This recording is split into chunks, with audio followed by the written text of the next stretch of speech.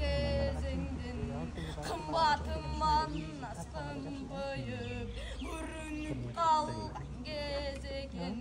қиноғы түшіп қырғыздар бөлініп қалған кез екен қайнаған қалың тайға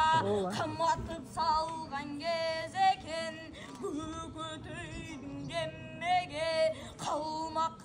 Қытайман жуға талатып салған кез екен Ерманастап жу тартып қырчыры кіріп барғанда Хабан қошой ордунан тұрбағанның қарачы Арыстан манас барғанда атасы көрген баладай үйлағанның қарачы Ушында ақырын сөйлеп бек таштайды Айланайын ай көлім ұқжу ғана деп баштайды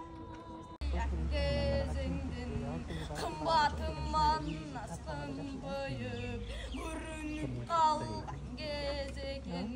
қиноғы түшіп қырғыздар бөлініп қалған кез екен қайнаған қалың тайға қаматып салған кез екен көкөтейдің кемеге қалмақ Қытайман жуға талатып салған кез екен Ерманастап жу тартып қырчыры кіріп барғанда Хабан қошой ордунан тұрбағанның қарачы Арыстан манас барғанда атасы көрген баладай үйлағанның қарачы Ушында ақырын сөйлеп бек таштайды Айланайын ай көлім ұқжу ғана деп баштайды